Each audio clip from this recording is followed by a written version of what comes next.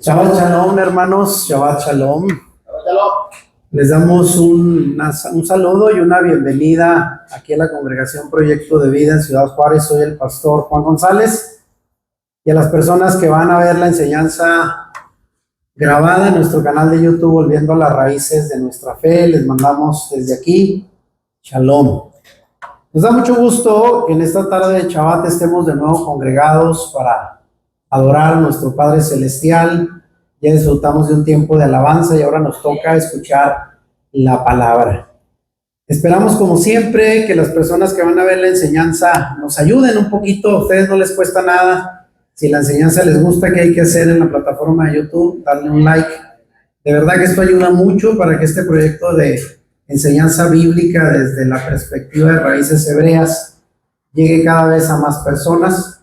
Ya tenemos más de 1,600 suscriptores, a quienes les agradecemos siempre la atención que le dan a estas enseñanzas. Como siempre les pedimos, ayúdenos a difundir, a compartir en sus redes sociales, recomienden el canal para que más personas conozcan estos temas de edificación bíblica. Y el día de hoy quiero dar seguimiento a la serie que hemos ya empezado hace algunas semanas. De verdad yo estoy aprendiendo mucho. Conozco la escritura desde hace cerca de 40 años y la estudiamos desde manera profesional a través de la formación teológica. No conozco de geopolítica, no soy un experto, pero nos hemos dado la tarea de investigar varias horas los temas que compartimos para que obviamente pues la gente no piense que los sacamos de la manga, como dicen. Investigamos y obviamente pues son temas debatibles, temas de actualidad que esperamos atraigan la atención y sobre todo la opinión de las personas. Como siempre, cuando ustedes dejan su opinión, la contestamos, la respetamos y nos da mucho gusto recibir sus comentarios. El día de hoy vamos a continuar con esta serie que le hemos llamado Tiempos Proféticos, analizando los eventos mundiales de la actualidad a la luz de la profecía bíblica. Y es que que pasa el tiempo y todo lo que estamos viendo, los acontecimientos, nos anuncian que el tiempo de nuestro encuentro con nuestro Mesías cada día es más cerca. Como dijera Pablo, cada día el tiempo de nuestra salvación está más cercano. Y créanlo que si lo analizamos desde la perspectiva profética, los tiempos actuales están anunciando cada vez más el retorno de nuestro Mesías. Y eso nos anima, pero también nos insta a estar preparados. Y el día de hoy quiero compartir con ustedes este tema. Y la pregunta de este tema es: ¿por qué las naciones del mundo insisten en destruir a Israel? ¿Sabía usted que el pueblo de Israel es el pueblo, la nación más odiada en la historia? Y alguien dirá, ¿por qué? Bueno, pues deben de ser tan malos, ¿no? Que todo el mundo no los quiere. Pero ¿qué tal si es al revés? Hoy lo vamos a ver. Las causas espirituales, históricas y geopolíticas del odio hacia Israel. Y vean la portada, la estrella de David que representa la bandera del pueblo de Israel. Y todo el mundo con el dedito, ¿verdad? Apuntando al pueblo de Israel, en contra de ellos. Y obviamente con una infinidad de argumentos para justificar que el pueblo de Israel debe de ser rechazado y algunos hasta dicen odiado. Hoy con la guerra que se suscita en Gaza, cada vez Israel tiene más enemigos, incluso la Unión Europea, que normalmente son países aliados de Israel como parte del grupo de Occidente, ya se han manifestado en contra, empezando con Francia, Alemania, Canadá y otros países que ya quieren que la guerra termine y sienten que Israel está yendo más allá. Pero obviamente hay razones del otro lado. Y hoy vamos a ver este tema que espero sea del interés de todos. Y vamos a empezar con esto, vean. ¿Por qué las naciones insisten en destruir a Israel? Y ahí pongo al Ayatollah Khomeini, que es el líder de Irán, y que sabemos que en la reciente guerra pues lanzó toda clase de misiles para destruir las ciudades de Israel, y es uno de los muchos enemigos que a través de la historia tiene el pueblo judío. Y vamos a ver por qué las naciones insisten en destruir a Israel. A lo largo de la historia hemos sido testigos de cómo imperios poderosos, coaliciones militares, movimientos ideológicos y naciones enteras han intentado borrar a Israel del mapa. Y vaya que es un territorio pequeñito, comparado con sus enemigos, pero lo quieren eliminar, exterminar. Si hacemos un recuento histórico desde los asirios, los babilonios, pasando por los romanos, los nazis, hasta nuestros días, los regímenes hostiles y grupos radicales de la línea musulmán, sobre todo, todos tienen como objetivo común eliminar a Israel. Y vaya que algunos de ellos lo tienen incluso en la constitución política de sus gobiernos. Gaza, por ejemplo, ahí en la constitución dice: nosotros estamos aquí para exterminar al pueblo judío. Así lo declaran, no crean que es una interpretación, lo dicen abiertamente. Y ahí tenemos, por ejemplo, ¿verdad? Pues Hitler, que fue uno de ellos de los que intentó exterminarlos y mató a más de 6 millones de judíos en la Segunda Guerra. Sin embargo, vean, a pesar de tantos enemigos, Israel sigue en pie hasta el día de hoy. Todos estos pueblos han caído, muchas de esas civilizaciones antiguas como Asiria, Babilonia, los griegos, los romanos, cayeron. Sus imperios quedaron en ruinas, sus líderes desaparecieron, solo quedaron en los libros de historia, sus amenazas se extinguieron, pero Israel sigue en pie hasta hoy. Y no solo Israel existe. Am Israel Hay es una expresión que dice el pueblo de Israel vive, sino que también es un pueblo que prospera. Es una nación fuerte, rica, un poco más de 70 años se considera una potencia militar, económica, influyente, con tecnología avanzada. Literalmente es un milagro viviente en medio de la jungla de Medio Oriente, donde todos sus enemigos lo acechan. Y ahí sigue Israel, un pequeño pueblo entre muchos enemigos que lo quieren exterminar. Y Israel sigue en pie. Amén. Ahora, ¿por qué Israel no puede ser destruido? Porque ese es el tema que quiero compartir hoy. Ahí pongo una imagen de la cúpula de hierro, ¿no? Que es uno de sus recursos para la autodefensa de tantos misiles que les han caído encima. Y la pregunta es, ¿qué hay detrás de todos esos intentos fallidos de sus enemigos por acabarlo? ¿Por qué a pesar del odio, las guerras y las campañas internacionales Israel sobrevive? ¿Qué fuerza invisible sostiene a esta nación mientras otras han sido barridas por el viento del tiempo? ¿No le parece extraño que potencias mundiales que en su momento fueron líderes en el mundo desaparecieron? Israel, que ha sido un pequeño pueblo en la historia, sigue de pie hasta hoy, después de más de 3000 años. Esto es increíble. Y alguien dirá, bueno, pues porque son inteligentes, porque tienen estrategias políticas, militares, porque Estados Unidos los respalda, dicen algunos. Pero yo creo que detrás de todo eso hay una explicación más profunda y espiritual que vamos a compartir hoy. Ahora, alguien se pregunta, ¿será por estrategia militar o protección divina? ¿Usted qué cree?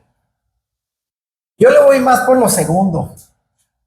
Porque vaya que las civilizaciones que ya comentábamos, los babilonios, los griegos, los romanos, tenían toda una estrategia militar poderosa y aún así desaparecieron. O sea que eso no asegura que una nación se mantenga. Y no estamos hablando solo del tema geopolítico ni de una estrategia militar que ha hecho que Israel se mantenga hasta hoy. Estamos hablando de un propósito eterno. Y vamos a descubrir lo que los imperios ignoraron y siguen ignorando hoy, aferrados de que lo pueden acabar y no saben contra qué se enfrentan. Lo que la historia ha querido ocultar y lo que el enemigo ha intentado destruir desde el principio. ¿Y sabe qué es lo que mantiene a Israel en pie? Desde la perspectiva bíblica, el pacto inquebrantable que Dios hizo con ellos. Si alguien puede acabar con el Dios de Israel, podrán destruirlo. Pero eso es prácticamente imposible. El pacto de Dios con Israel es lo que lo mantiene fiel en pie. Ahora vamos a hablar solamente así rapidito de algunos intentos de exterminio contra Israel, porque alguien dirá, a ver, de esas naciones, ¿quiénes son los que han querido acabar con ellos? Bueno, actualmente pues ahí tenemos a Irán, sus misiles, sus drones, sus armas nucleares que están algunos dicen que a punto de tenerlas, y es con el propósito de lanzarlas contra Israel. Y solo voy a dar dos ejemplos, un ejemplo antiguo de una nación que quiso exterminarlo, o de un personaje más bien, y un ejemplo actual. Vamos a empezar con esto, vean, Amán y su intento de exterminio. Esto ocurrió en el siglo V antes de Yeshua, antes de Cristo. ¿Quién era Amán? Bueno, los que conocemos la historia bíblica, Amán, el agegeo, era descendiente de los amalecitas. ¿Usted recuerda quién era el pueblo amalecita? Enemigos históricos de Israel desde la salida de Egipto, y eso se encuentra en Éxodo 17, 16 y Primera de Samuel 15, cuando el Señor mandó al primer rey de Israel, Saúl, a exterminarlos, porque tenía cuentas pendientes contra ellos. Para los amalecitas, la existencia de Israel era una amenaza a su poder en la región. Esa era la razón por la cual querían acabar con ellos. Y Amán, que era un político, su cargo político, Amán, fue elevado por el rey Asuero. ¿Quién fue el rey Asuero? En la historia también se le llama el rey Jerjes I, rey de Persia. ¿Y Persia qué nación representa hoy? Irán. Fíjese, en Irán, el rey de lo que hoy es Irán, el rey de Persia, hace 2500 años, el rey Jerjes, o el rey Asuero, como aparece en la Biblia, le dio a este hombre llamado Amán, una amalecita, un cargo de mucha autoridad en el reino. Y al creerse superior a los demás, esperaba la obediencia y reverencia total de todos los súbditos. Y ahí es donde empezó el problema. Usted lo sabe, en la historia bíblica. Esto viene en el libro de Esther, en nuestra Biblia. ¿Cuál fue la justificación del exterminio? Bueno, hubo un detonante. Mardoqueo, Mordejai, que es un hombre judío, se negó a inclinarse ante él. Esto dice el capítulo 3 del libro de Esther. O sea, no le hizo reverencia, porque un judío sabe que al único al que se le debe de inclinar y dar pleitesía es al Dios de Israel. Y dijo, ¿yo por qué me voy a inclinar de frente a ti?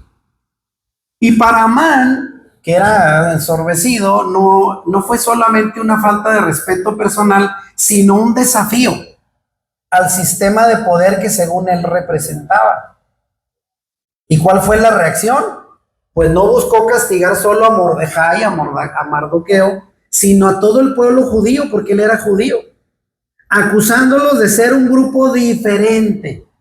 Vean esto, un grupo de personas raras en el reino de Persia, con sus propias leyes, sus propias creencias, y según él que no obedecían al rey. Esa fue la justificación. Siempre van a encontrar una para atacar a Israel. ¿Y qué fue lo que pasó con él? Bueno, hubo una motivación profunda. Su odio no era solo personal contra Mardoqueo, sino ideológico y étnico, porque él quiso exterminar a todos los judíos de Persia, y eran muchos, eran miles. Quería borrar a Israel del mapa, perpetuando la enemistad ancestral entre Amalek y el pueblo elegido de Dios, Israel. Él dijo, este es el momento para vengarnos por aquel exterminio o intento de exterminio del rey Saúl. Pero ¿cómo fue la salvación? Bueno, de manera milagrosa. Lo que él ignoraba es que el edicto que hizo el rey firmar en contra de los judíos, él no sabía que la reina Esther, la esposa del rey, era también judía. Y ella empezó primeramente a orar, estar en ayuno, pidió a todo el pueblo que ayunaran, porque si ella fracasaba, el edicto del rey iba a ser en contra de los judíos, y sabemos que la reina Esther, arriesgándolo todo, terminó salvando al pueblo. Y ahí, en una de las cenas que invitó a Amán, ahí lo acusa delante del rey. Dice, este hombre que está aquí enfrente ha intentado el exterminio de mi pueblo a través de mentiras, y todo se le vuelve a él, ¿verdad? Había mandado hacer una horca para Mardoqueo, y ¿quién terminó ahí? Él. Y despojado de todo lo que tenía y humillado. Incluso antes tuvo que ir a pasear a Mardoqueo en el caballo del rey, todavía como una humillación. Ándele, para que no se atreva a levantarse en contra del pueblo de Dios. Sabemos la historia. Ese es un intento de exterminio en la antigüedad. Vamos a ver un ejemplo actual. Hitler, quizás el más conocido, y la Alemania nazi del siglo XX, Segunda Guerra Mundial. Al inicio, a finales de los años 30, 1939, por ahí al 45, 6 años de la Segunda Guerra, en donde este personaje empoderado se levanta en contra de las naciones occidentales, pero especialmente en contra de los judíos, porque había una ideología racista, sabemos. Hitler consideraba a los judíos como una raza inferior. Ellos decían, somos la raza aria, los güeritos, los alemanes, los germánicos, superior a todos. Y se consideraba a la vez con un poder absoluto que controlaría, según él, la economía, la política y la cultura mundial de aquel entonces. Esa fue su aspiración, llegar a ser gobernante de todo el mundo. Y también debido al nacionalismo radical, buscaba purificar, entre comillas, Alemania y fortalecer al pueblo ario que él representaba, viendo a los judíos como la principal amenaza para la unidad y pureza nacional. Porque hay que recordar que en ese tiempo los judíos estaban esparcidos en toda Europa. Entonces él decía, estos me caen gordos, son un impedimento para lo que yo quiero hacer. Siempre ven a Israel como un estorbo, los poderes totalitarios, autoritarios como este. ¿Y qué fue lo que pasó? Bueno, ¿cuál fue su justificación para lanzarse al exterminio del pueblo judío? Bueno, a través de propaganda y manipulación, como lo hizo Amán. Hitler justificó el exterminio alegando que los judíos eran un pueblo peligroso, distinto y subversivo, que no se sometía al orden que él quería imponer. Y hay que recordar que los judíos no son fáciles de convencer. Si se impone alguna ley que va en contra de su fe y sus creencias, no va a ser fácil convencerlos. Por eso es que a muchos les caen mal, porque no son manipulables. Y ahí viene el exterminio planificado. Al igual que Amán pidió autorización del rey para exterminar a los judíos, Hitler usó el poder del Estado que ya representaba para institucionalizar el genocidio. Y de ahí viene el tema del Holocausto, que cada año Israel celebra para saber cómo pudieron sobrevivir. Eso le llaman ellos la Shoah. La Shoah es el holocausto nazi, cómo sobrevivieron. Y vean, esto representa el odio ancestral contra Israel. Tanto Amán como Hitler ven a los judíos como una amenaza existencial. Y el señalamiento siempre fue, es un pueblo diferente. Se les acusa de tener leyes, valores y costumbres distintas. Pues claro que los tienen. El deseo de exterminio total se basa en esas ideas y no bastaba castigar a unos pocos judíos, sino eliminar a todo el pueblo. Su intento fue a todos. Y basados en un factor de poder, porque ambos, tanto Hitler como Amán, usaron la cercanía al poder político. En el caso de Amán, su cercanía al rey Asuero, y en el caso de Hitler, por su poder político en Alemania, que era un pueblo europeo que iba creciendo en la época de la Segunda Guerra, para ejecutar el plan genocida. Y ahí pues estoy poniendo imágenes de Hitler, para que vean cómo él tenía un odio especial contra los judíos. Y bueno, finalmente hubo una oposición a los planes tanto de Amán y de Hitler. Al pensar exterminar al pueblo de Dios, ¿contra quién se metieron? Pues contra el Dios de Israel. En la Biblia, detrás de Amalek y Amán, está la lucha espiritual contra los planes de Dios de perseverar a su pueblo para traer al Mesías. Y en la historia moderna, Hitler buscó destruir al pueblo a través del cual Dios ha revelado en su palabra su plan de redención. O sea, cuando se quieren meter con Israel es detener la historia bíblica donde Dios pone a Israel con un propósito en el mundo, traer salvación, traer al Mesías. Entonces es imposible acabar con Israel porque eso sería obstruir los planes de Dios. Eso es lo que ellos ignoran. Piensan que es nada más barrer a un pueblo, pero detrás de ese pueblo hay un propósito. En ambos casos se percibe la misma raíz, el antisemitismo, como una expresión del odio contra el propósito de Dios que tiene con Israel. Y al final sabemos, tanto Amán como Hitler, ambos fracasaron. Ahora, antes de continuar, yo quiero aquí rápido señalar, porque alguien dirá, y tal vez la gente que vea esta enseñanza, los creyentes dirán, hermano, ¿y para qué nosotros queremos saber de la guerra? Pues eso que nos compete, si es Israel la que está metida en problemas. Yo duermo tranquilo, aquí en Occidente no pasa nada. Bueno, déjeme le digo, escuche bien lo que voy a decir a las personas que nos siguen. Si los enemigos de Israel llegaran a acabar con Israel, ¿qué cree usted que va a pasar con nosotros acá en Occidente? ¿Se imaginan? Los enemigos de ellos son los árabes y musulmanes que tienen una ideología extremista. O sea, para ellos el mundo, solo ellos tienen la verdad. Y al todo Occidente, incluyendo a Israel, que representa las ideas occidentales en Medio Oriente, nos consideran infieles. O sea, para ellos nosotros estamos perdidos en todos los sentidos. Somos lo peor. Si acaban con Israel, que es el medio de contención, se van a venir contra nosotros. Y vaya que ya hay población musulmana que está creciendo increíblemente en Europa y también acá en América Latina, se está poblando. Porque ellos tienen un plan de dominar al mundo.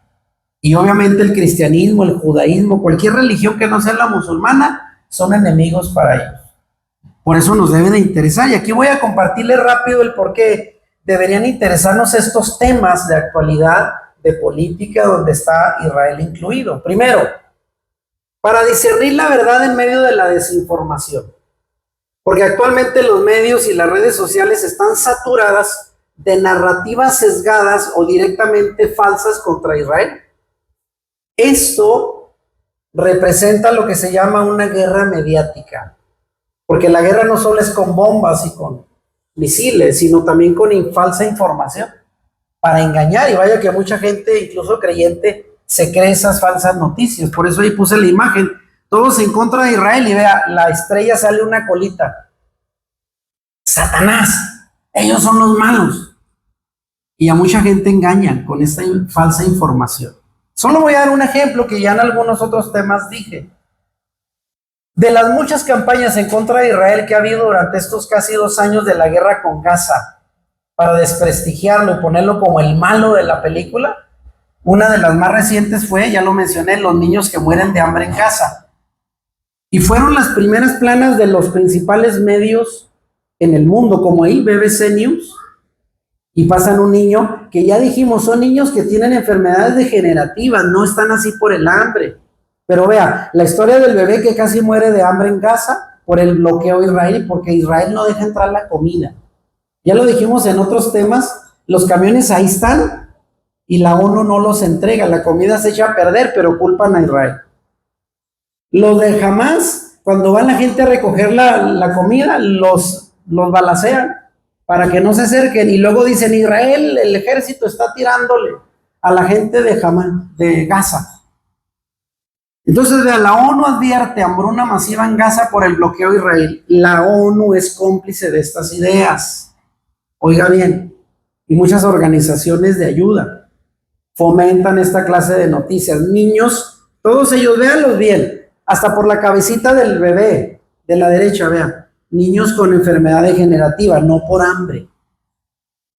Y dijimos la vez pasada que hasta ahorita hay un promedio de 160 muertos de hambre en Gaza, con una población de 2,5 millones de personas. No es una crisis de hambre. Claro, hay necesidad, no lo negamos, pero no al extremo que lo quieren vender para culpar a Israel. La última noticia esta semana, Israel mata a 5 periodistas en Gaza, Euronews, ahí está. Este personaje que ve ahí, supuesto periodista murió en un ataque por un bombardeo israelí junto con otros. Pero ya investigándolo en noticias reales, este personaje estaba en la nómina de los terroristas de Hamas. Y el 7 de octubre fue de los primeros que dijo, ja, qué bueno que mataron a los judíos. Y aparece con los líderes de Hamas tomándose fotos. Era un terrorista vestido de periodista. Pero claro, como allá no los matan con el uniforme, alguien que lo matan con una ropa de médico, pues es médico. Pero son parte del terrorismo de Hamas. Y la gente dice, mira, matando a periodistas, queriendo acallar los medios informativos. Cuidado con esas noticias. Entonces, sin una base bíblica histórica sólida, los creyentes pueden ser arrastrados por discursos que distorsionan los hechos. ¿Y qué dice Proverbios 18:13? Nos advierte, al que responde palabras antes de oír, le es fatuidad y oprobio. Es decir, debemos informarnos antes de opinar. Entonces, muy listos con esto. Cuando usted vea noticia en contra de Israel, investigue otras fuentes, porque lo más seguro es que o se exageró o es una mentira a propósito para manipular la opinión en contra de Israel. Cuidado con eso. Segundo motivo, porque Israel ocupa un lugar central en el plan de Dios. Muchos acontecimientos proféticos giran en torno a Israel, por lo que conocer su historia y su presente ayuda a entender el panorama bíblico. Romanos 11 nos recuerda que Israel sigue siendo parte del propósito divino. Dios no ha terminado sus planes con Israel. De manera que todo lo que acontezca con Israel en la actualidad nos debe de interesar, porque ahí está el cumplimiento profético. No se desconecte de Israel porque es el reloj de la profecía actual que nos permite ver qué está pasando con lo que Dios anunció en su palabra. Número 3, tercera razón, para adoptar una postura bíblica y no ideológica. La opinión pública cambia, pero la palabra permanece para siempre. Eso dice Isaías 48. Y un creyente informado sabrá diferenciar entre las luchas políticas e ideológicas que están detrás de la guerra y el propósito bíblico y espiritual que Dios tiene con Israel, porque es diferente. No nos podemos ir solo por una ideología que hay detrás de cada movimiento político. Nosotros vamos sobre la línea bíblica y nos damos cuenta que Israel tiene un propósito espiritual en la Biblia. Y eso es lo que vamos siguiendo. Amén. Número 4, porque nuestra postura tiene implicaciones espirituales. ¿Qué dice Génesis 12:3? Ahí literalmente cuando llama a Abraham para hacer de él un pueblo y una nación y bendecir a todas las familias de la tierra, declara que Dios bendecirá a quien bendiga a Israel. En pocas palabras, si usted está en contra de Israel, está en contra del propósito de Dios. Y en automático su decisión lo pone en una situación de amenaza, porque así dice el Señor: yo bendeciré a los que bendigan a mi pueblo y maldeciré a los que lo maldigan. Digo, ¿de qué lado quiere estar usted? Así es que tomar partido en contra de lo que Dios ha bendecido trae consecuencias espirituales serias. Entonces hay que educarse para ayudarnos a orar por Israel cuando menos, y hablar y actuar en línea con lo que el corazón de Dios está expresado en la Biblia en relación a su pueblo. Amén. Entonces, ¿cuántos bendecimos a Israel? Amén. Porque con eso nos ganamos la bendición del Eterno. No estar en contra, porque eso es estar en contra de los planes de Dios. Número 5, para contrarrestar la manipulación ideológica de las nuevas generaciones. Y vuelvo a poner la foto ahí, los dedos acusando a Israel. Muchos jóvenes cristianos, oiga bien, y esto es importante, están expuestos a ideologías anti-Israel disfrazadas de causas justas. En las últimas semanas he estado escuchando a algunos especialistas sobre estos temas de ideología, como Francisco Gil White y otros más, que hablan de la ideología woke. ¿Quién ha oído hablar de eso? La ideología woke, que tiene años fomentando la cuestión homosexual, el transexualismo y todo esto que a los jóvenes, miren, los trae pero bien influidos.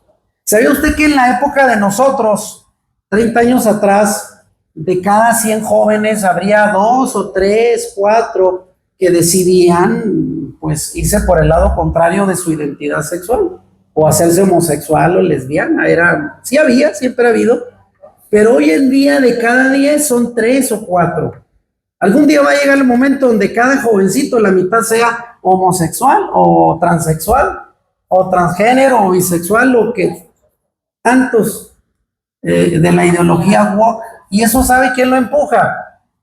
Los enemigos de Israel, porque quieren cambiar los valores y principios morales de la sociedad occidental, que ¿de dónde vienen? No de los griegos ni de los romanos como nos enseñaron, vienen de Israel, de la Torá. Y si no se enseña esto con verdad, los jóvenes pueden adoptar posturas contrarias al plan de Dios sin ni siquiera saberlo, porque piensan que es la moda.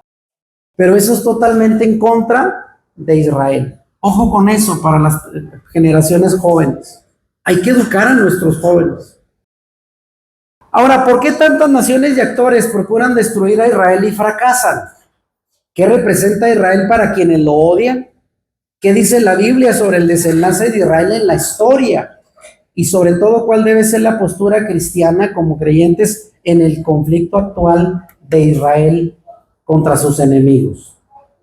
Bueno, voy a dar respuesta a esas preguntas. Prepárese. Mucho ojo, tome nota, repase el video, porque vamos a compartir algo interesante. Empezamos con esto. ¿Por qué insisten las naciones en destruir a Israel? Y voy a dar algunas raíces bíblicas y humanas desde la perspectiva histórica o geopolítica de por qué el odio hacia Israel. Porque quizás haya gente que todavía a esta altura no entienda por qué lo odian tanto. Le voy a explicar cuáles son las razones. Número 1, y no debemos olvidar la dimensión espiritual. Según Génesis 3:15, donde se habla de la lucha, se recuerda, entre la descendencia de la mujer de Eva y la descendencia de la serpiente, que representa ¿a quién? Satanás. La guerra de la serpiente contra la mujer y su descendencia atraviesa la historia hasta nuestros días, desde el Génesis. Israel como matriz mesiánica, o sea, Israel es la continuación de la descendencia de la mujer, que traerá ¿a quién? Al Mesías, al Redentor del mundo, ha sido el objeto del odio satánico desde el mismo Génesis. Detrás de todas estas guerras y la política está el enemigo, claro, Satanás, si lo vemos desde la perspectiva bíblica y espiritual. El Salmo 2 dice que las naciones se amotinan contra el Señor y su ungido. ¿O no dice eso la Biblia? De manera que resistir a Dios a menudo adopta formas contra su propio pueblo. Los que están en contra de Dios van a estar en contra de su pueblo. ¿Y cuál es el pueblo representante desde la antigüedad? Israel. ¿Y por qué pongo ese dragón y esa mujer que se quiere devorar? Porque Apocalipsis 12 dice que el gran dragón, Satanás, quedará devorar a la mujer y al bebé que trae en su vientre, que no es la Virgen María. La mujer es Israel y ese bebé del vientre, ¿quién es? El Mesías. Y el dragón se lo quedará devorar, según Apocalipsis 12. O sea, Satanás está siempre en contra del pueblo judío y de la promesa mesiánica que viene de él para salvar al mundo. ¿Entienden por qué es importante esto? Lo que está detrás de la guerra tiene un contexto espiritual. Ahora, otro de los temas, ¿por qué odian tanto a Israel? Por celos, por la elección que Dios hizo. ¿Qué dice Deuteronomio 7, del 7 al 8? El Señor les dijo: no por ser vosotros más que todos los pueblos os ha querido Yahweh y os ha escogido, pues vosotros erais el más insignificante de todos los pueblos, sino por cuanto Yahweh los amó y quiso guardar el juramento que juró a vuestros padres, a los patriarcas Abraham, Isaac y Jacob. Entonces, la elección de Israel fue por gracia, no por mérito, no porque fueran el más grande pueblo o el mejor. Así lo quiso Dios, y eso provoca celos y resentimiento de los descendientes de Abraham, que dijeron: ¿y por qué no a nosotros? Bueno, porque así quiso el Señor. Y ahí viene el celo desde generaciones. Amén. Ahora, esto también provoca escándalo. ¿Qué dice Romanos 11:11? Pablo dice: digo pues, ¿han tropezado los de Israel para que cayesen? En ninguna manera, pero por su transgresión vino la salvación a los gentiles. Sí, sabemos que Israel, el pueblo judío, no aceptó a su Mesías, Yeshua, hace 2000 años, pero eso tuvo un propósito: que la salvación nos alcanzara a nosotros. Y en Romanos del 9 al 11, capítulo 9 al 11, dice Pablo que esto es un misterio, donde el endurecimiento parcial de Israel trajo como propósito una fidelidad irrevocable hacia ellos, pero también el alcance de la salvación hacia nosotros. Y esas narrativas de ver un pueblo elegido, llámelo desde forma secular o religiosa, no se toleran hoy en día. Hoy en día los pueblos enemigos de Israel no aceptan que ellos sean un pueblo elegido por Dios. Eso genera resistencia, rechazo, enfado de sus enemigos. Por eso vean, quemando banderas, odian a los judíos, porque se creen tan especiales, elegidos por Dios. Bueno, pues la historia bíblica sí lo confirma. ¿Y quién puede culparnos? Ahora, ¿qué representa Israel para quienes lo odian, más allá del aspecto espiritual y religioso? Y ahí voy a dar causas sociales, políticas, ideológicas. Mucho ojo con esto, vea. Primero, intereses geopolíticos. Bueno, si alguien lo quiere ver así, la tierra de Israel, aunque no es tan grande, pero tiene cosas interesantes. Para empezar, energía. La región de Medio Oriente, donde está Israel y los países árabes alrededor, es clave por sus vastas reservas de petróleo y gas, aunque en Israel no hay, al menos no han descubierto ahorita.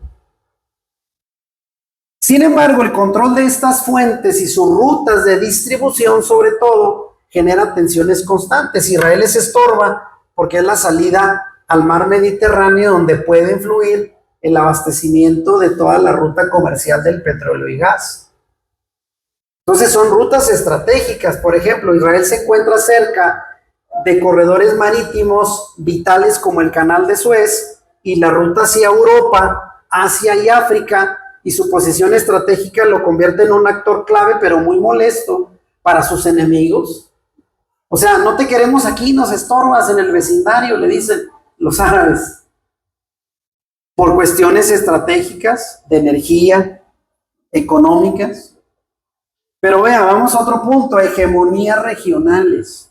Potencias como Irán, Turquía o Arabia Saudita, que buscan el liderazgo de la región, tener un Israel fuerte respaldado por potencias occidentales como Estados Unidos, limita sus aspiraciones, porque les estorba, porque dicen, este Israel aquí dando lata y apoyado por Estados Unidos, si nosotros queremos tener el liderazgo, y estos, aunque son poquitos, cada día escalan más en tecnología, en economía. ¿Sabe usted que Israel, que no llega ni a 10 millones de personas, tiene una economía más grande que Alemania, que Francia, que los países de Europa? Y por eso es que en la Biblia se dice que Israel iba a ser una piedra de tropiezo. Pequeña en tamaño, pero enorme en significado. ¿Qué dice Zacarías 12 del 2 al 3? He aquí yo pongo a Jerusalén por copa que hará temblar a todos los pueblos. Ahí subrayo. De alrededor contra Judá, en el sitio contra Jerusalén. Y en aquel día yo pondré a Jerusalén, diga conmigo, por piedra pesada a todos los pueblos. Todos los que se la cargaren, dice, serán despedazados. O sea, cualquiera que se mete con Israel se la quiere echar encima. ¿Qué tantos son? Los aplasta. Bien, porque todas las naciones de la tierra se juntarán contra ella. Ya Zacarías lo veía venir. Todos van a estar en contra de Israel. Una piedrita, pero esa piedrita dice será pesada para todos los pueblos. Una piedra incómoda, pequeña pero con gran poder. Otro de los propósitos, Israel, y aquí voy a entrar en temas muy sensibles. Israel, señal ética que incomoda. Veamos la ética.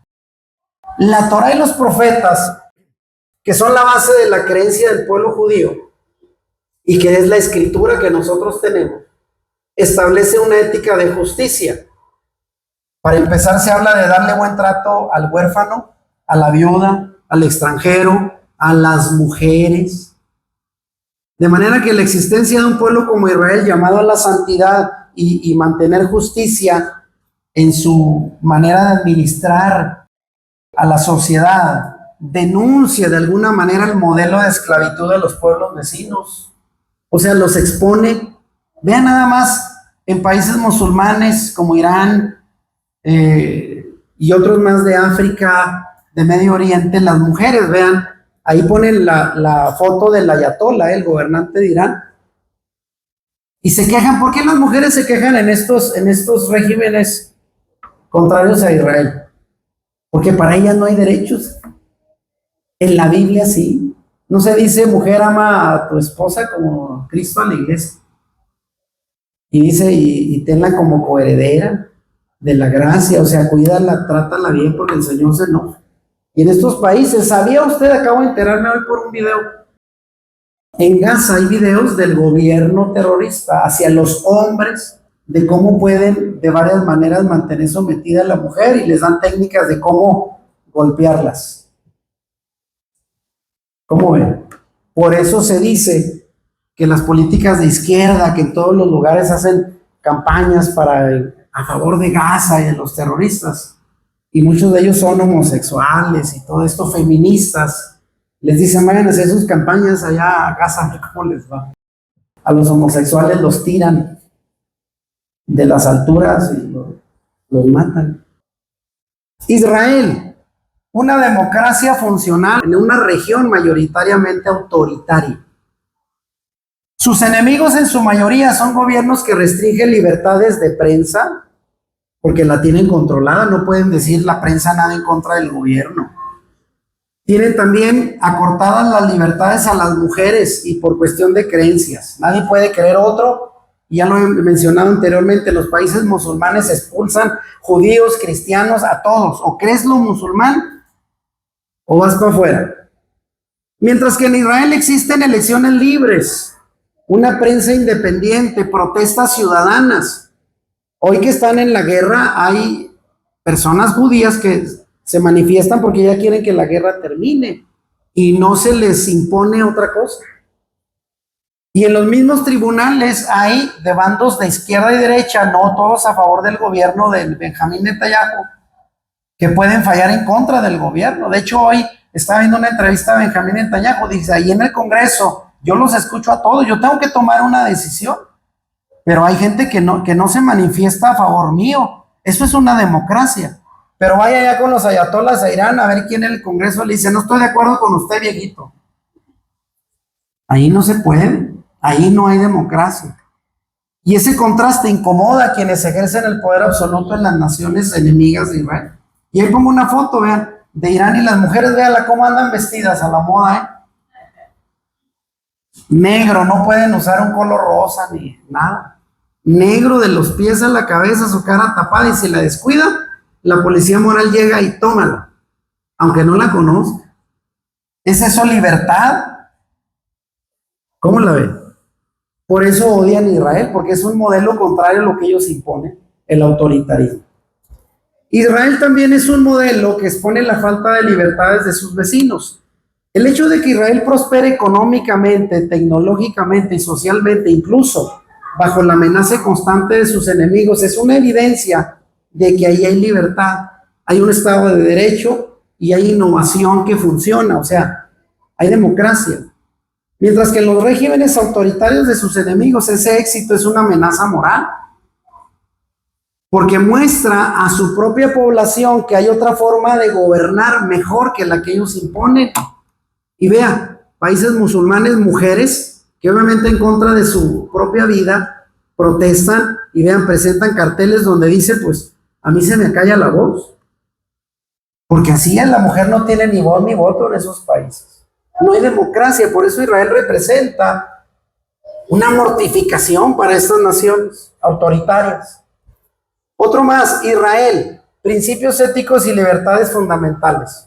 En cuanto a libertad religiosa, Israel protege el culto judío, pero también admite que haya cristianos, musulmanes, drusos y de otras religiones en su propio territorio.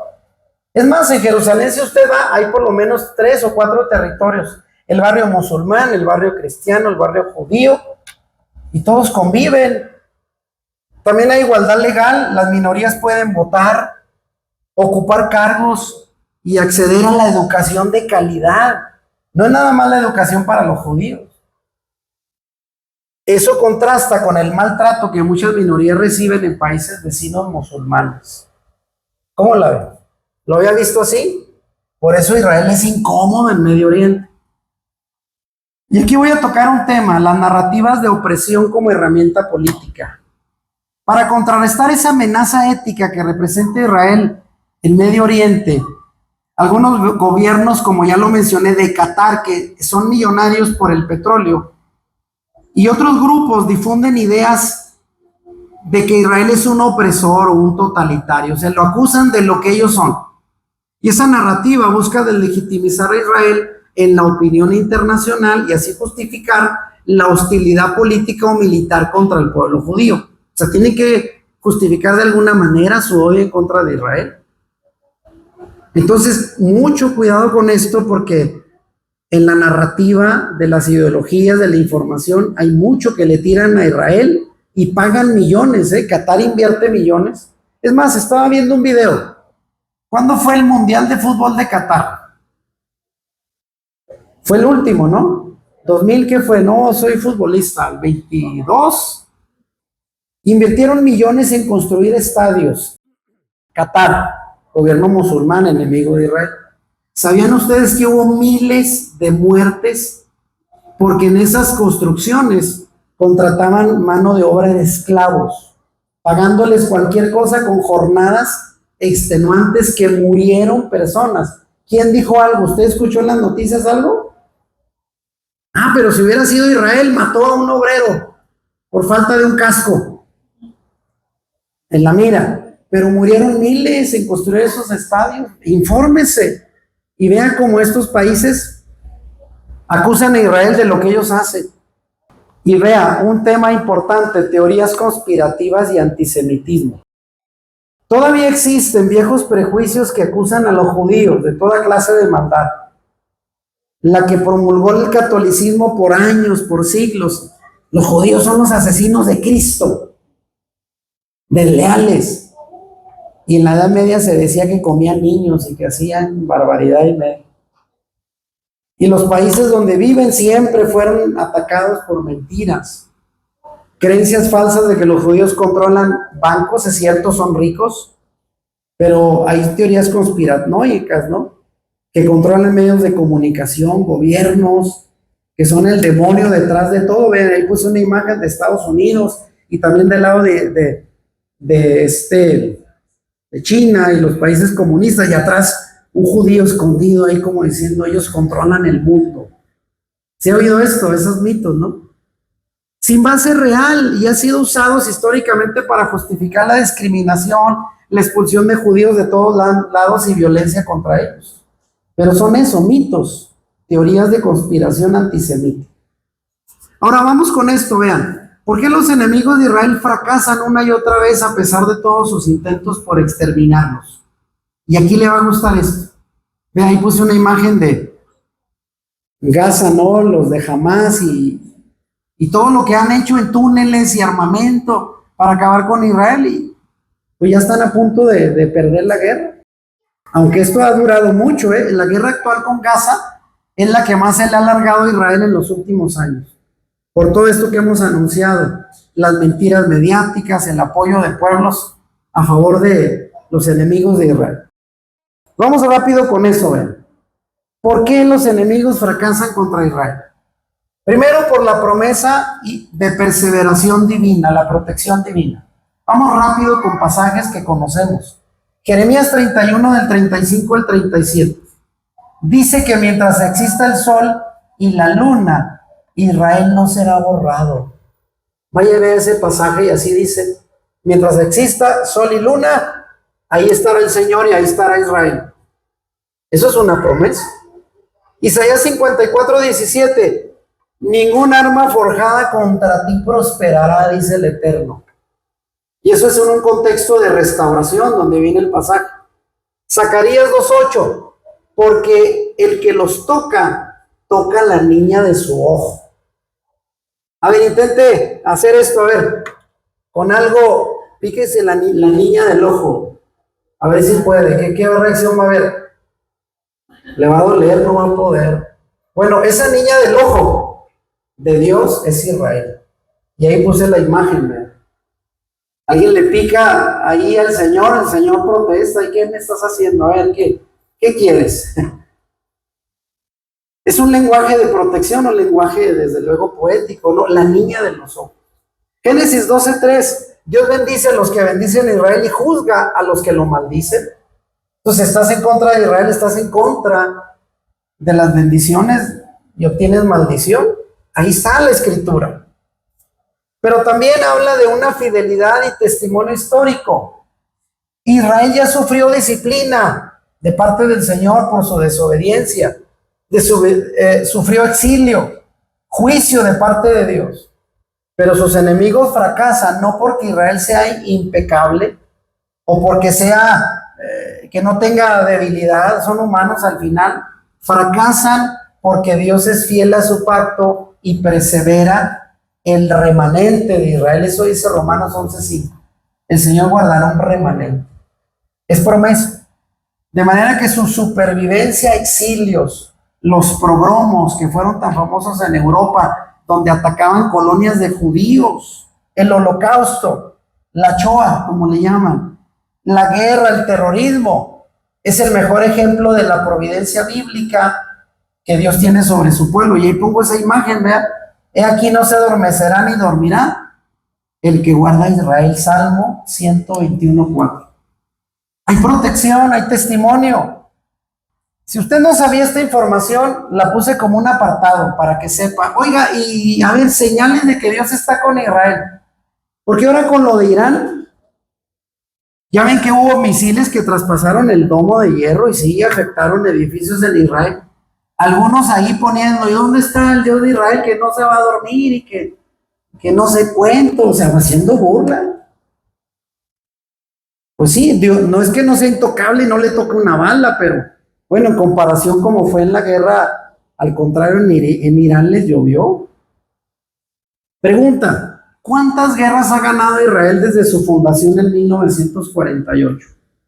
77 años. En 77 años, ¿cuántas guerras ha ganado Israel? Para ver si lo que digo es cierto, ¿ha perdido una guerra o las ha ganado? Si usted no sabe eso, aquí se lo voy a mostrar, vea. Primero, la guerra de independencia, el día siguiente, 14 de mayo del 48, al día siguiente les cae la primera guerra y duró hasta el 49. Israel fue atacado por 5 ejércitos árabes al mismo tiempo, simultáneo. A ver, enumérenlos: Egipto, Jordania, Siria, Líbano e Irak. 5 ejércitos árabes en un solo día, todos al simultáneo le cayeron en bola. Tras declarar su independencia, dijeron: este acaba de nacer, aquí lo acabamos. ¿Cuál fue el resultado? La victoria de Israel. Y no solo les ganó, expandió su territorio más allá de lo que la ONU les había repartido al inicio. Aunque como siempre la ONU dice: ya ganaste, no, regresa lo que ganaste. Oiga, pero lo gané en la guerra. No le haces, que pobrecito de tus enemigos. Siempre le hacen la misma.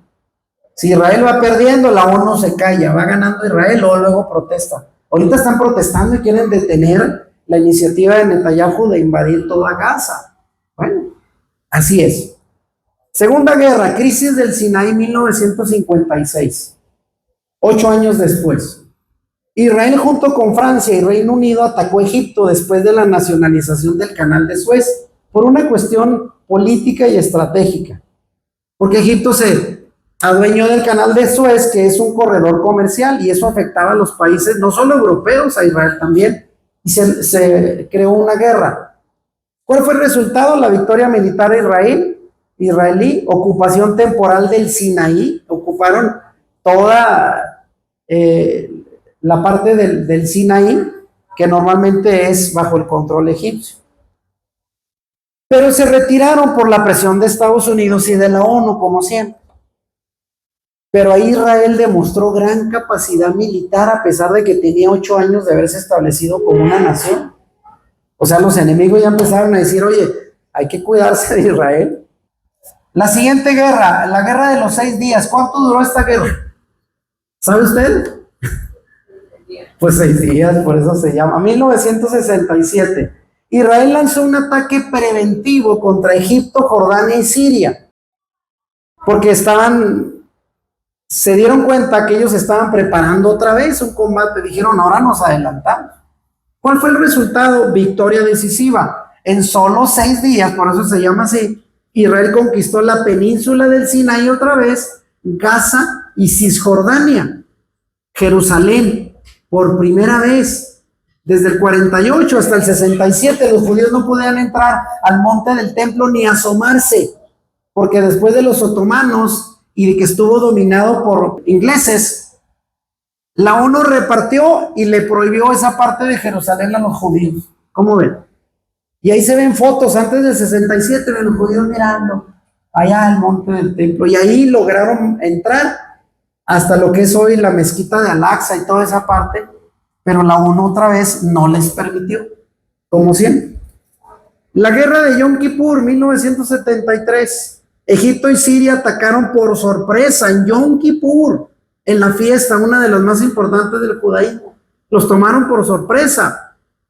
pero se reagruparon y el resultado, aunque al inicio Israel fue sorprendido, logró repeler los ataques y contrarrestar hasta estar, oiga bien, arrinconó a los enemigos hasta llegar a 100 kilómetros del Cairo, la capital de Egipto. Y no se metió nomás porque dijo, hasta ahí llego. Nomás para que vean que si se me acercan, los puedo arrinconar. Y estuvo a 40 kilómetros de Damasco, la capital de Siria. Y hasta ahí llegaron, una victoria estratégica. La guerra del Líbano, 1982. Israel invadió el sur del Líbano para expulsar a la OLP, Organización para la Liberación de Palestina, por todo el montón de patrañas y cosas que estaban haciendo en contra de los judíos. ¿Cuál fue el resultado? El objetivo se cumplió, la OLP se trasladó a Túnez, los expulsaron. Sin embargo, la ocupación prolongada trajo costos humanos y políticos para Israel, tuvieron que retirarse. Pero vean, ganaron la guerra del Líbano. Entonces, ahí tiene algunos ejemplos de victorias de Israel en los últimos tiempos. Ahora, ¿qué dice la Biblia sobre el final de la historia para Israel? Esta parte me interesa mucho, hermano. Porque, mire, tengo un amigo, vuelo con él, no voy a decir su nombre, le mando saludos y ve la enseñanza. Él es en contra de Israel. Para Israel es, como dice sus enemigos, el pequeño Satán. Así le llaman en Israel, ¿sabía? ¿Y sabe quién es el gran Satán? Para los enemigos de Israel, Estados Unidos. O sea, el Satán grande, Estados Unidos, el Satán pequeño, Israel. Y así lo cree. Y él es creyente. Y le digo, hermano, ¿no has leído la Biblia? ¿Quién va a ganar todo al final? Si ya está escrito, digo, pues si tú sabes que vas a ver un partido y quieres apostar dinero, y ya te dijeron que va a ganar, ¿por qué apuestas en contra? Por favor, hermano, si no fueras creyente, pues te diría, bueno, ponte en contra. Pues si conoces la Biblia, ¿quién va a ganar? ¿Del lado de quién está el Señor? De Israel. Entonces, estás del lado del equipo contrario. Pues sí. Vamos a ver qué dice la Biblia sobre el final de la historia de Israel. ¿Ganará o perderá?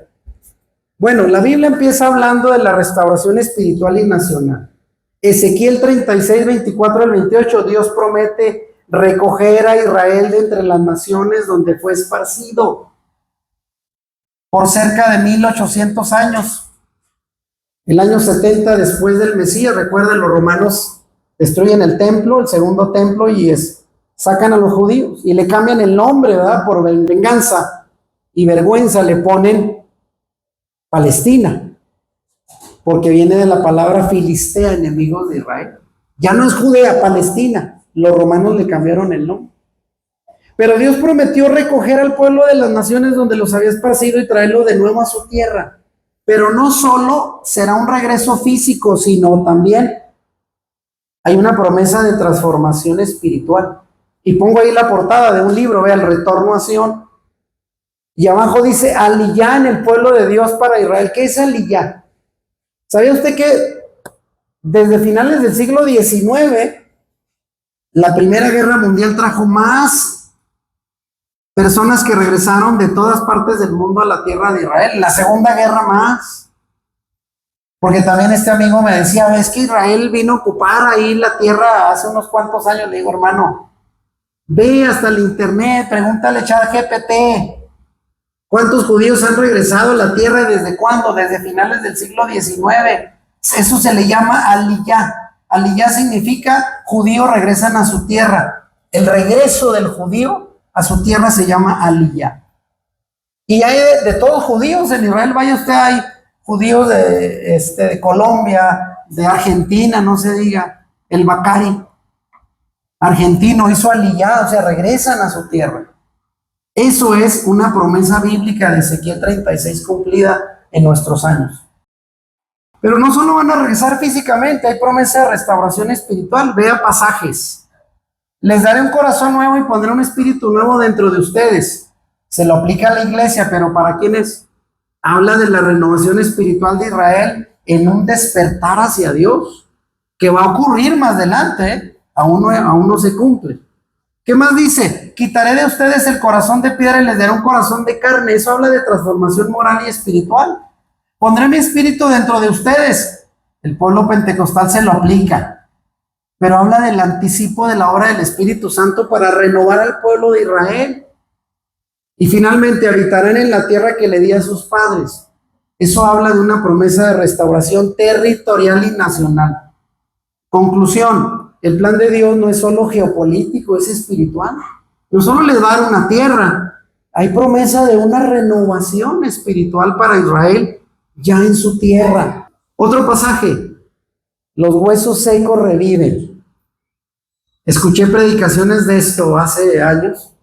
Los huesos secos de la conversión espiritual del creyente. Nos lo aplicamos, lo espiritualizamos. ¿A qué se refieren los huesos secos? Ezequiel 37, Israel.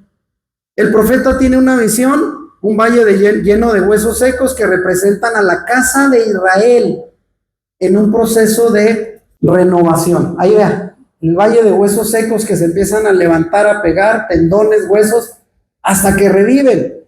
Eso representa la casa de Israel, renovación espiritual. Pero ve, es un proceso progresivo. Primero se forma el cuerpo.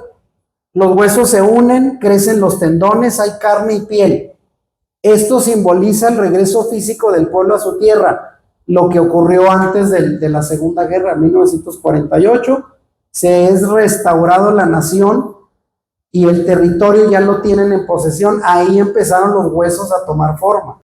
Pero luego viene lo que todavía falta, el aliento de vida, el espíritu, que simboliza el despertar espiritual de Israel y su reconciliación con Dios en los tiempos finales, donde ellos van a reconocer al Mesías que rechazaron hace 2000 años. Eso aún falta. Esta visión nos muestra que la restauración de Israel es un proceso en etapas. Primero la nación vuelve físicamente a la tierra. Esto está desde finales del siglo XIX. Y luego vendrá un avivamiento espiritual en el que Israel reconocerá a su Mesías. Eso es lo que representa el valle de los huesos secos. Amén. Pero ve, hay promesas, más promesas de renovación. Jeremías 31, lo que leíamos ahorita. El contexto de Jeremías habla en medio del exilio y la crisis nacional de Israel en el tiempo de Jeremías. Dios promete un nuevo pacto con la casa de Israel y la casa de Judá, no con la iglesia. Y es una promesa de renovación de la relación quebrada que tenía Israel con el Señor. Pero eso es una promesa, Jeremías 31, un nuevo pacto o un pacto renovado con la casa de Israel y la casa de Judá. Promesa de renovación, Jeremías 31. El texto no habla de un pueblo sustituto, sino directamente de Israel y Judá. Este pacto inicia en Israel y se expande a las naciones por medio del Mesías. Claro, ahí cabemos nosotros, que somos casa de Israel. Significa que la restauración final de Israel no será solo política, sino también espiritual. Un Israel renovado desde el interior, desde el corazón. Amén. Eso es lo que explica la Biblia para el pueblo de Israel al final de los tiempos. Habrá un nuevo pacto y eso implica perdón y Torah en el corazón. Dios ofrece perdón total de los pecados a Israel. Verso 34 dice, perdonaré la maldad de ellos y no me acordaré más de su pecado. Torah en el corazón, no escrita en tablas de piedra como fue al inicio dado a Moisés, sino grabadas en la mente y en el corazón del pueblo. Eso habla de una relación íntima con Dios. Y cómo termina el pasaje diciendo, yo seré su Dios y ellos serán mi pueblo. Promesas para Israel. Restauración final. Los creyentes en el Mesías participan ya de ese pacto. Nosotros ya somos parte del pacto, amén. Gracias a la sangre del Mesías. Pero la promesa tiene todavía un cumplimiento futuro y pleno en la restauración de Israel que aún no se cumple.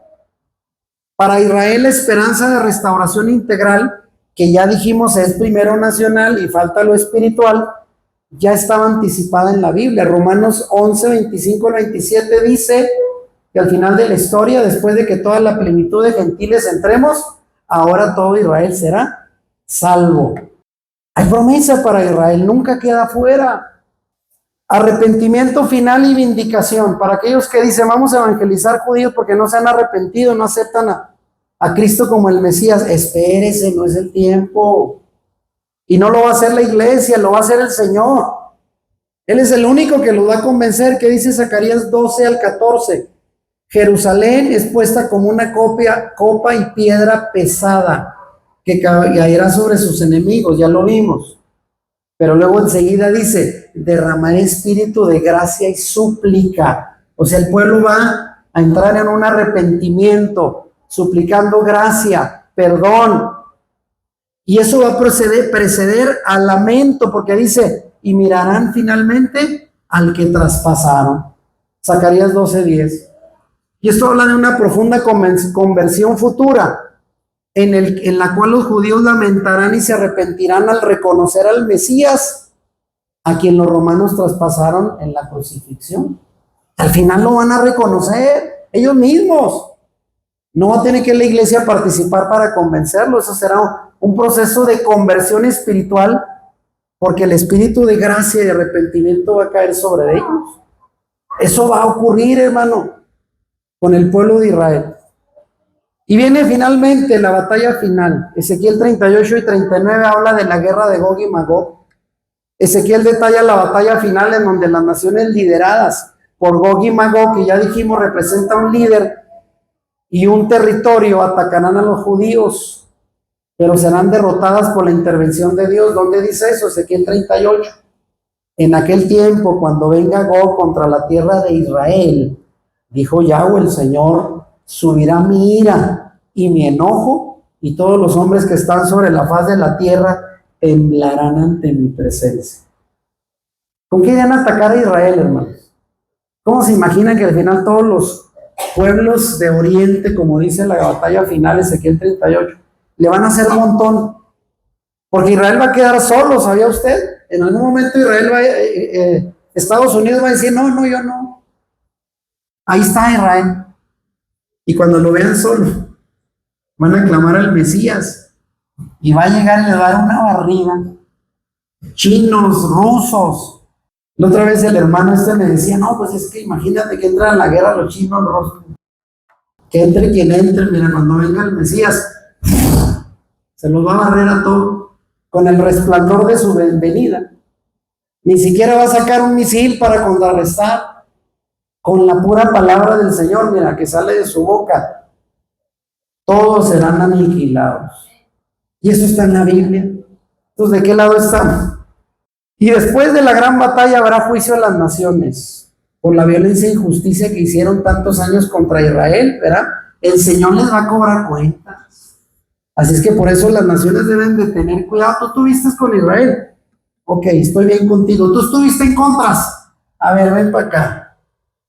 Joel 3 del 1 al 2, ¿qué dice? Lea conmigo. He aquí en aquellos días y en aquel tiempo cuando yo restaure de la cautividad a Judá y a Jerusalén, reuniré a todas las naciones y les haré descender al valle de Josafat. ¿Saben dónde es eso? Lo que divide la Jerusalén antigua y el valle de los olivos. Vea geográficamente en todo ese valle, ahí el Señor va a decir, se va a sentar a hacer juicio a las naciones. Ahí entraré en juicio contra ellas a causa de mi pueblo, de Israel mi heredad, al cual esparcieron entre las naciones y luego se repartieron mi tierra. Y sigue diciendo, a ver, vengan para acá. ¿Qué hicieron con la heredad que yo le di a Israel? Estuvieron en contra, a ver, vamos a sacar cuentas. ¿Cómo la ven? Ese es el final. Y ahí viene el reino final del Mesías, Sofonías 3 del 15 al 17, cuando el Señor venza a las naciones enemigas de Israel, guerra de Gog y Magog, juzga a las naciones, finalmente se restablecerá al final el Mesías, el reino del Mesías. Yahweh ha apartado tus juicios, ha echado fuera tus enemigos, Yahweh, Rey de Israel, en medio de ti. Nunca más verás el mal. En aquel tiempo se dirá a Jerusalén, no temas. Sión, no se debiliten tus manos. Yahweh está en medio de ti, poderoso. Él salvará, se gozará sobre ti con alegría, callará de amor, se regocijará sobre ti con cánticos. Amén. Promesa de un reino futuro seguro en paz para el pueblo de Israel y para todos los que somos injertados. Termino con esto. ¿Cuál debe de ser nuestra postura como creyentes entonces ante esta situación? ¿Qué principios bíblicos irrenunciables debemos mantener, sobre todo ahorita, que Israel está en una crisis, en una guerra mediática, política? Vean noticias, hermano. Francia, Alemania, Inglaterra, Canadá, en contra de Israel. Ya no te vamos a apoyar. Alemania le vende armas a Israel, ya no te voy a vender. Si tú te metes a Gaza, te vas a meter en problemas. Hay que orar por Israel, hermano. Esa guerra que calcula hacer Netanyahu de meterse para exterminar a lo último que queda del terrorismo, en esa parte va a ser muy difícil. Se calcula 6 meses más de guerra, donde habrá soldados que van a ser sacrificados. Por eso algunos dicen, ¿valdrá la pena ir y rescatar a 20, quizás que queden de los secuestrados? Sí, pero eso puede costar 1,000 soldados o más. ¿Y sabe cuánto se calcula que puede costar la guerra? 60,000 millones de dólares. 6 meses, por eso muchos dicen, ¿estará bien que entren? ¿O dejarán allí a un grupito de terroristas para que se reagrupen y al rato vuelvan a dar guerra? ¿Qué hay que hacer? Es una decisión ética difícil, no es fácil. Pero vea, ¿qué debemos de hacer como creyentes? Afirmar el derecho de Israel a existir y a defenderse. Número 1, principio vital, Romanos 13 del 1 al 4. Habla del principio de legítima defensa. En la Biblia está. Pero mantener límites morales en la guerra también, porque en la guerra hay ética, hermano. Israel la ha tratado de respetar, aunque muchos no lo crean, ¿eh? ¿Qué hizo Hamás cuando entró el 7 de octubre? Respetó, mató, violó, es un baño de sangre. Cuando Israel entra, aunque muchos lo niegan, que matan niños y viejitos, va detrás de los criminales que andan ahí entre la gente. Y hay ética en la guerra. Si Israel fuera otro, pues diría, no metan comida, que se mueran todos. ¿Qué otro principio? Bendecir al pueblo judío y combatir ideas antisemitas que proliferan en todas formas. Romanos 15, 27, lea el pasaje. Amar al prójimo y al enemigo, también estamos obligados a eso por la Escritura, incluyendo a los palestinos y a otros pueblos, sí, porque los propios palestinos son víctimas de sus gobernantes. Ahí hay mucha gente pobre, mucha gente que está sufriendo, sí. Si la guerra no es contra el pueblo de Gaza, es contra los terroristas que los gobiernan. Mateo 5, amar al enemigo, al prójimo. Otro principio, buscar la paz con justicia. Salmo 122, 6, Miqueas 6, 8. La verdad, la rendición de cuentas y el rechazo del terrorismo deben ser principios de esa paz con justicia. Eso es bíblico, no es de López Obrador. Ese era el discurso, ¿verdad? Acá paz con justicia. ¿De dónde lo sacó? Está en la Biblia. No digo que lo haya cumplido, pero es un principio bíblico. Predicar el evangelio sin coerción. ¿Qué dice? Al judío primeramente y también al gentil. Romanos 1:16. Y por último, humildad e intercesión.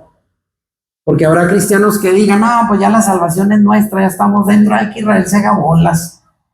Pero ¿qué dice Pablo? Acuérdense, no sean soberbios, ustedes son simplemente ramas injertadas en el olivo. No son los dueños, así es de que no se ensorbezcan. Romanos 11. Orar por la salvación de Israel y por la paz, por líderes sobrios, hay que orar por el primer ministro y por todo, porque hermanos, son decisiones difíciles. Por la liberación de los rehenes, quedan 20, se calcula. Y la protección de civiles, porque en la guerra siempre hay muertos. El Bacari dice, yo estoy a favor de que termine la guerra y si tengo 3 hijos, 2 yernos y una nuera en la guerra. Oiga, no es fácil, pero esta parte me gusta mucho, mire, educar a los creyentes. Usted dirá, ¿por qué el pastor se toma tanto tiempo para hablar de estos temas?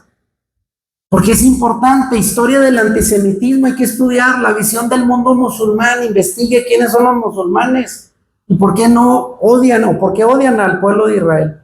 Y sobre todo tener una lectura profética de los eventos actuales con la Biblia en mano y hablar con claridad moral. Hay que condenar el terrorismo, levantarnos en contra de las teologías de odio, porque también se usa la Biblia, para inspirar el odio, defender la libertad religiosa y de conciencia. Y termino con esta última lámina. La escritura dice en Isaías, las naciones se amotinan contra el pueblo de Israel y su ungido. ¿Quién es el ungido? El Mashiach, el Mesías. Pero Dios permanece fiel. Israel es señal de esa fidelidad y el medio para bendecir a las naciones a través de ¿quién? Del Mesías. Se acaban con Israel, se acaba la esperanza mesiánica. Así de fácil. ¿Cuál es nuestro llamado hoy? Orar, proclamar la verdad, amar, servir, hacer justicia, sin odio, sin ingenuidad también, porque a veces pecamos de ingenuo, y con la esperanza de Romanos 11:32. Póngase de pie. ¿Qué dice Romanos 11:32? Con esto terminamos. Sabemos que las naciones se van a amotinar al final de los tiempos contra Israel. Es el enemigo a exterminar. Todos le tiran a Israel. Pero ¿quién está con Israel? ¿Estamos nosotros? Amén. A favor de Israel, pero sobre todo el Dios de Israel. Y esto termina diciendo Romanos 11:32. Dios sujetó a todos en desobediencia para tener misericordia de todos. O sea, al final, el pueblo de Israel está en una aparente todavía dureza de corazón, pero para alcanzar con su misericordia del Mesías a todos, usted y a mí. Entonces, lejos de renegar y decir, no, es que Israel no aceptó al Mesías, una bola de incrédulos, algunos dicen ateos y cochinos, ¿no? Israel está ahorita en una aparente oscuridad espiritual, gracias a nosotros, la salvación para nosotros, amén. Así de que Dios bendiga a Israel, Am Israel Jai, diga conmigo, Am Israel Jai, el pueblo de Israel vive. Significa que el Dios de Israel lo protege y sus enemigos van a seguirse quedando con las ganas de exterminarlo. Bendiciones y shalom para los hermanos del canal. Esperamos sus comentarios y que compartan esta enseñanza. Amén. Si te gustó este video, dale like y compártelo con tus amigos. Suscríbete a nuestro canal si no lo has hecho y activa la campanita para que YouTube te avise cuando subamos nuevos videos. Bendiciones.